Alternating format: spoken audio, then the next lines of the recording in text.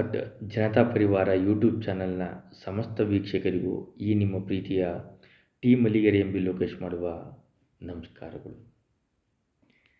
ಇವತ್ತಿನ ದಿನ ರಾಜಕಾರಣ ಮತ್ತು ಅಣ್ಣವರು ಈ ಒಂದು ವಿಶ್ಲೇಷಣೆಯನ್ನು ಚುಟುಕಾಗಿ ನಡೆಸೋಣ.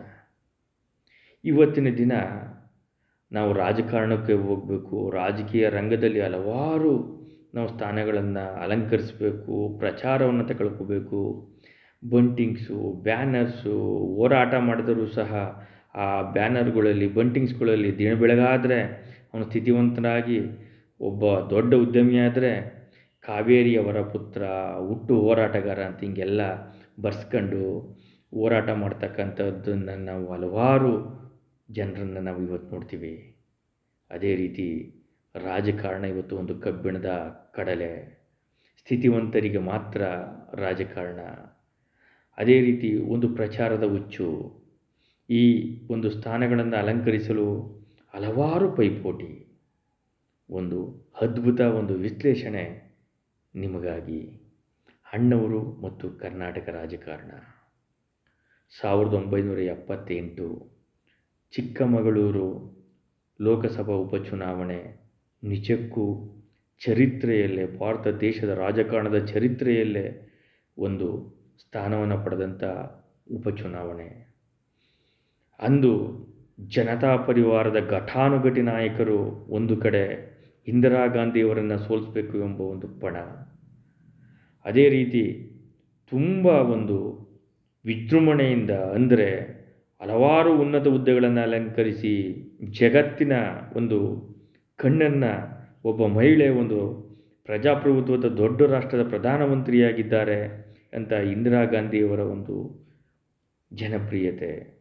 ಆದರೂ ಸಹ ಇಂದಿರಾ ಗಾಂಧಿಯವರಿಗೆ 1977ರಲ್ಲಿ ಅವರು ತುರ್ತು ಪರಿಸ್ಥಿತಿ ಘೋಷಣೆ ಮಾಡಿದ ಮೇಲೆ ಅವರಿಗೆ ಎದುರಾದಂತಹ ರಾಜಕಾರಣದ ಒಂದು ಸಂಕಷ್ಟ ಅಷ್ಟಿಷ್ಟಲ್ಲ.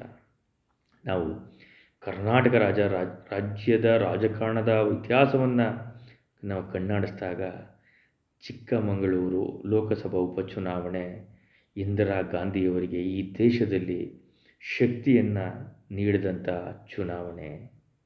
ಇವತ್ತು ಪ್ರಚಾರ, ಜನಪ್ರಿಯತೆ, ಹಣವಂತಿಕೆ, ಸಿರಿವಂತನ ಇದು ರಾಜಕಾರಣದ ಒಂದು ಪ್ರಮುಖ ಗುಟ್ಟು. ಆದರೆ ಕರ್ನಾಟಕ ರತ್ನ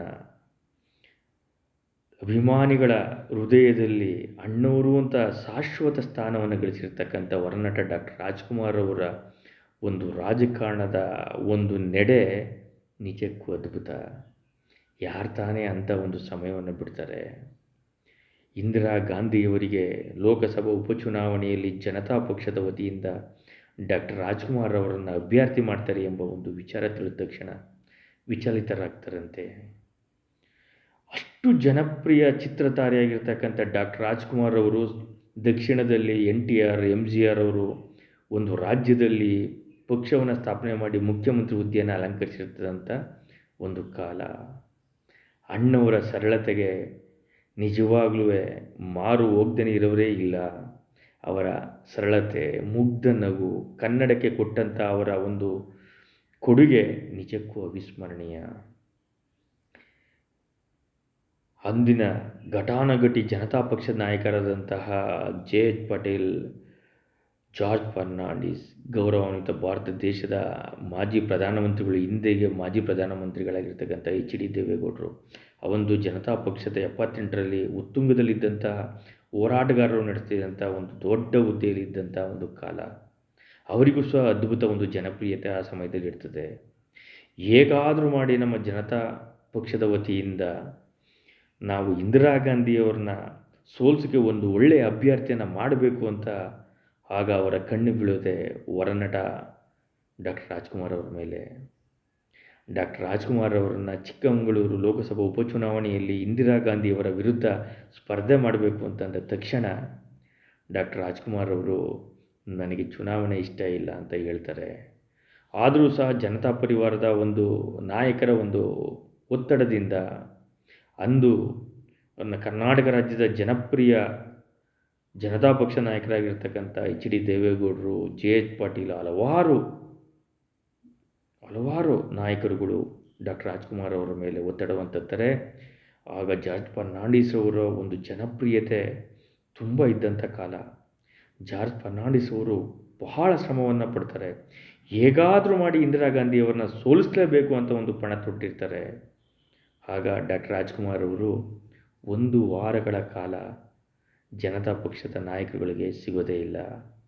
ಆಗ ಸನ್ಮಾನ್ಯ ಎಚ್ ಡಿ ದೇವೇಗೌಡರು ಎಮ್ ಜಿ ಆರ್ ಅವ್ರನ್ನ ಭೇಟಿ ಮಾಡ್ತಾರೆ, ಎನ್ ಟಿ ಆರ್ ಅವ್ರನ್ನ ಭೇಟಿ ಮಾಡ್ತಾರೆ ಅಂತ ಅವರ ರಾಜಕೀಯ ಒಂದು ಹಿನ್ನೆಲೆಯನ್ನು ನೋಡಿದಾಗ, ಅಂದಿನ ಚುನಾವಣೆಯ ಒಂದು ರಾಜಕೀಯ ಇತಿಹಾಸವನ್ನು ಗಮನಿಸಿದಾಗ ನಮಗೆ ತಿಳಿದು ಬರ್ತದೆ.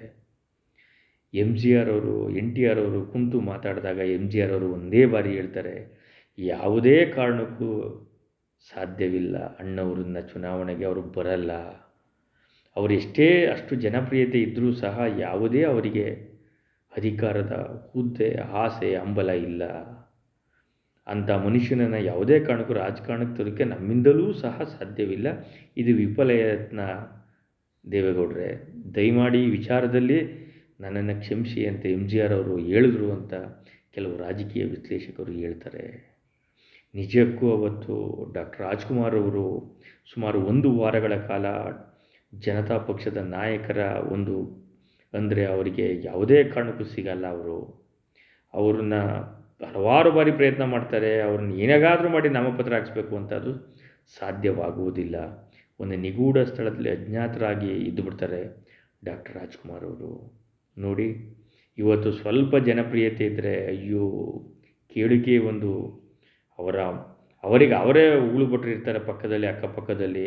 ಅವರ ಜಾಹೀರಾತು ಎಂಥ ಇದು, ನಾನು ವಿಷ ಪದಾರ್ಥಗಳಿಗೆ ಏನಾರ ಅಂದರೆ ಅನಾರೋಗ್ಯ ಪೀಡಿತ ಬರ್ತಕ್ಕಂತಹ ಯಾವುದೇ ಒಂದು ಪದಾರ್ಥಗಳಿಗೆ ನಾನು ಹಣಕ್ಕೋಸ್ಕರ ನಾನು ಒಂದು ಜಾಹೀರಾತನ್ನು ನೀಡಿದರೆ ಎಲ್ಲಿ ನಮ್ಮ ರಾಜ್ಯದ ಜನ, ನಮ್ಮ ಅಭಿಮಾನಿಗಳು ಅದನ್ನು ಸೇವನೆ ಮಾಡಿ ಅನಾರೋಗ್ಯಕ್ಕೆ ತುತ್ತಾಯ್ತಾರೆ ಅಂತ ಯಾವುದಕ್ಕೂ ಸಹ ತಮ್ಮ ನಿಜ ಜೀವನದಲ್ಲಿ ಹಣವನ್ನು ದೂರ ಇಟ್ಟು ಒಂದು ಜೀವನವನ್ನು ನಡೆಸಿ ಜಾಹೀರಾತಿನಿಂದ ದೂರವಾದವರು ಅಣ್ಣವರು.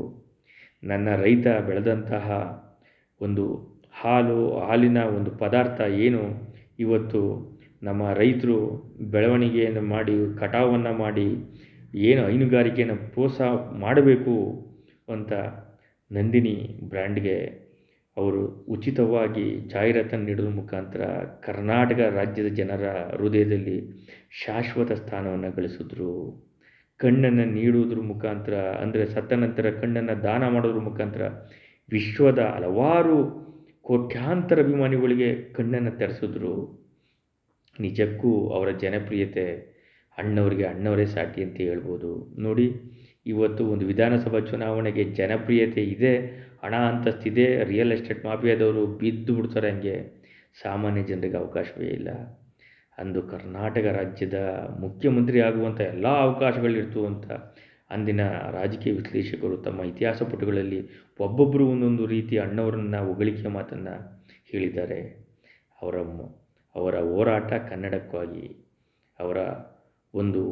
ಅವರು ಕೊಟ್ಟಂಥ ಕನ್ನಡಕ್ಕೆ ಅಪಾರ, ಅವರು ಕನ್ನಡ ನಾಡಿನ ಶಾಶ್ವತ ನೆಲೆಗಟ್ಟಿನಲ್ಲಿ, ಕನ್ನಡ ಮಣ್ಣಿನಲ್ಲಿ, ಕನ್ನಡ ಕಂಪಿನಲ್ಲಿ ಡಾಕ್ಟರ್ ರಾಜ್ಕುಮಾರ್ ಅವರ ಹೆಸರು ಚಿರಸ್ಥಾಯಿಯಾಗಿ ಉಳಿಯುತ್ತಿದೆ.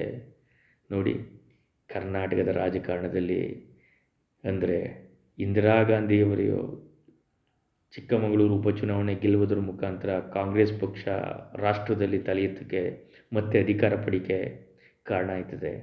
ಅದೇ ರೀತಿ ಎಷ್ಟೇ ಜನಪ್ರಿಯತೆ ಇದ್ದರೂ ತಮ್ಮ ಸರಳತೆಯನ್ನು ಮರೆತಂತಹ ಹೊರನಟ ಡಾಕ್ಟರ್ ರಾಜ್ಕುಮಾರ್ ಅವರು ಇಂದು ನನಗೆ ಅಧಿಕಾರ ಬೇಕು, ಅಂತಸ್ತು ಬೇಕು, ಜನಪ್ರಿಯತೆ ಬೇಕು ಅಂತ ಹೊಡೆದಾಡುವಂಥ ಹಲವಾರು ಜನರಿಗೆ, ಅದೇ ರೀತಿ ಕೋಟ್ಯಾಂತರ ಕನ್ನಡಿಗರ ಹೃದಯದ ಸ್ಥಾನವನ್ನು ಗಳಿಸಿರ್ತಕ್ಕಂತಹ ಡಾಕ್ಟರ್ ರಾಜ್ಕುಮಾರ್ ಅವರ ಅಣ್ಣವರ ಒಂದು ಸಾಧನೆ ನಿಜಕ್ಕೂ ಚಿರಸ್ಥಾಯಿ ಅಲ್ಲವೇ? ಅಣ್ಣವರೇ ಸಾಟಿ ಅಲ್ಲವೇ? ನಮಸ್ಕಾರಗಳು. ನೀವು ಜನತಾ ಪರಿವಾರ ಯೂಟ್ಯೂಬ್ ಚಾನಲ್ನ ಸಬ್ಸ್ಕ್ರೈಬ್ ಮಾಡಿ. ಮತ್ತು ಮುಂದಿನ ಒಂದು ವಿಶ್ಲೇಷಣೆಯಲ್ಲಿ ಇನ್ನೊಬ್ಬ ಪ್ರಮುಖ ವ್ಯಕ್ತಿಗಳ ಬಗ್ಗೆ ವಿಶ್ಲೇಷಣೆ ನಡೆಸೋಣ. ಇಂತಿ ನಿಮ್ಮ ಪ್ರೀತಿಯ ಟಿ ಮಲಿಗೆರೆ ಎಂ ಬಿ ಲೋಕೇಶ್. ನಮಸ್ಕಾರಗಳು.